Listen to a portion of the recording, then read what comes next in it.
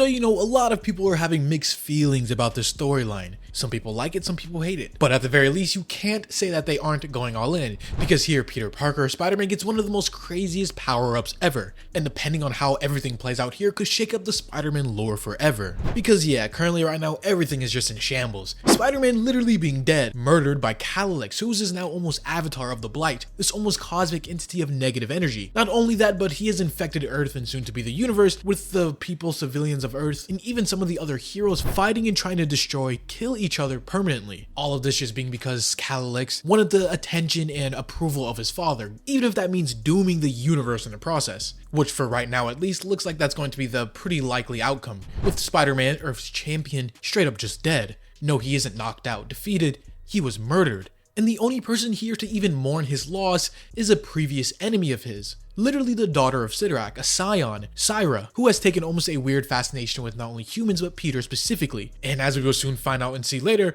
life and death of not only the planet Earth but the universe at large rest in her hands and what she can do with Peter. But as we find out, Calyx isn't done. No, this is just the beginning. With this newfound power, this corruption that he holds and wields, he plans to go up to his father and finally put his foot down. Get the attention he always longed for, even if that means raising his fist against his own father. But as Syra here is just left mourning the loss of Spider-Man and what he represented and what he made her feel, suddenly Phil Coulson, the Avatar of Death in the Marvel Universe now, appears and goes on to say, "It is a little too late to discover your capacity for care about people, Syra. At least late for Spider-Man, seeing that he's fully dead and all. So if you'll excuse me, I have work to do. Thanks to your brother, I'm about to be very, very busy." But before he can go to reap the souls of all the people dying because of the Blight in Calyx, Syra just has other pressing matters on her mind as she goes on to ask him, "I know you must carry on with your grim work, but everything that's happening is all just wrong. Sidorak is the most powerful of the quintessence. Even if Doctor Strange speaks true and Sidorak did not know of the Blight, why does he just not fight back? Why does he not fight back against my brother?" But remember, even though there is chaos reigning here within a Crimson Dimension where Sidorak is,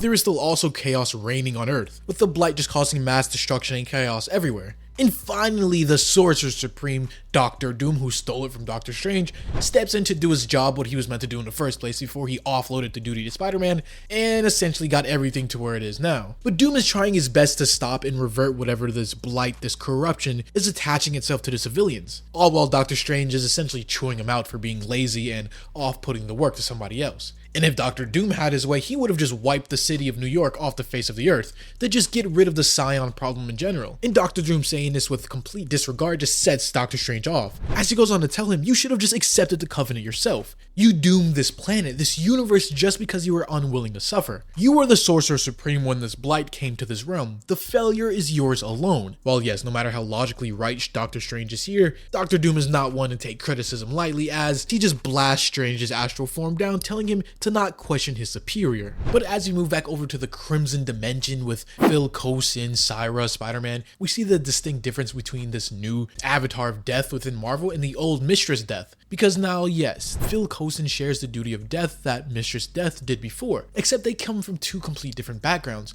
Phil Coulson started as a human, whereas Mistress Death was a cosmic entity, so their perspective and wisdom on things are purely different. As Phil Coulson goes to unravel and explain everything to Syra, even things she didn't even know herself. Him saying that Sidorak sat on his throne, immovable, yet your brother lusted for power he'd never have. The whole thing about the covenant and the games and this bargain happened many times before over the years, and yet you never really cared about any of it until you did. And Syra goes on to say, yeah, until Spider-Man endured the deaths that I showed him. But while yes, she's on the right track, Phil Coulson goes on to say that she's wrong. Spider-Man just didn't see the death and suffering of those people, he felt them, he carried them with him. But not just the deaths, the lives of those people. And this is important, as Phil Coulson goes on to further explain, you and your father are essentially immortal. You see curvature of the horizon of time. And from that detached point of view, so far above and detached from everything, it's so easy to believe that nothing really matters. With Syra and her father and any other cosmic beings, with them being functionally immortal and never ending, they will never care about the individual lives of creatures and different sentient beings like humans on Earth, or logically they shouldn't, until one day everything changed. An insignificant player enters the game and shifts her perspective. Her eyes fall from the endless horizon of time and land squarely in the here and now. And that insignificant player, of course, being Spider-Man himself. And it seems like she isn't the only immortal being having her perspective shift, because as she goes on to relate it what's going on now, she goes on to realize that Sidorak, her father, isn't just sitting there unmovable, but he's paralyzed by loss. Which at first doesn't make sense to her. How could Sidorak, a cosmic being of power, feel loss? But that's the thing. You can't really feel the loss of something unless you first felt the love or the care for that same thing. Whereas in Sidorak's case, it's his scions, his children. All of the others being murdered and taken out by the rogue son, Calilex, becoming an avatar of pure evil. But with Syra now not only seeing this firsthand, but realizing everything that she does now, she sees that if they're going to have any hope of fighting against this giant threat, they're going to need someone whose conviction and love for life and the betterment of other sentient beings transcends their own, willing to put themselves down on the line and sacrifice everything if it meant saving others. And that person, of course, being Spider-Man. But unfortunately, he is very much dead at this moment. And as Phil Coulson goes on to say, life and the care of it is a job for the living. Which instantly gives Syra an idea, as she goes to strike a bargain with Phil Coulson, one that might change the trajectory of not only Spider-Man, but very powerful cosmic forces in general. But of course, as it turns out, you can't really bargain with death, you know? Once it's your time, it's your time. And here's where I bring back what I said before, how Phil Coulson, this new avatar of death, and Mistress Death from before, are two very different beings in how they operate. Because Phil Coulson, at least here, is very capable of listening to reason. As Syra goes on to say that yes, death can't be bargained with, but it can be saved off. With the reeds of Ragnarok before bringing Spider-Man back to life, with magic in general, or just with a trade. Her offering her own power and immortality to restore one human spirit, the indomitable human spirit that Peter possesses. But seeing in this dire moment as they have no other option, this is the only thing they can do. But no, this isn't just some simple trade, here, take my power, do it what you will, then bring it back. It's more of a sacrifice. One that Syra in this moment is very set on doing, no matter the consequences. As instantly when Phil Coulson goes to make the deal to transfer the powers, he goes on to say that the universe screams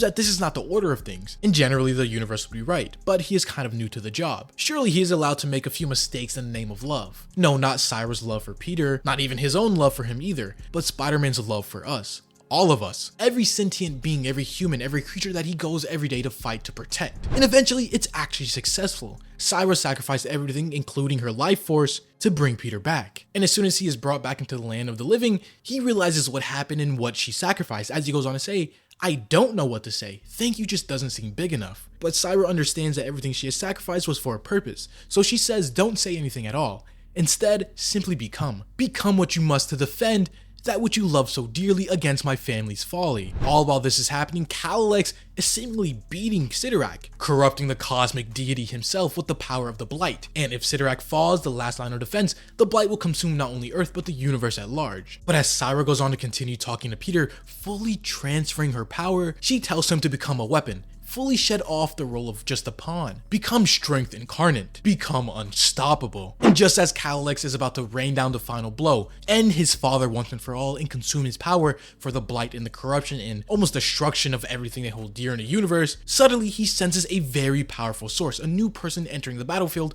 one that in this dimension literally could rival that of Sidorak himself, a full-on cosmic being of unlimited power. As we see Spider-Man fully consume the power of a scion and become this new Juggernaut, which is one crazy twist. Because yes, what do you get when you combine the indomitable human spirit of Peter Parker in almost an unlimited cosmic power source? You get the unstoppable Spider-Man, as he comes charging in ready to take on Calilex and his Blight once and for all. But that is the end of this issue and the end of this video. If you have enjoyed, leave a like, or subscribe if you're new and want to see more content just like this.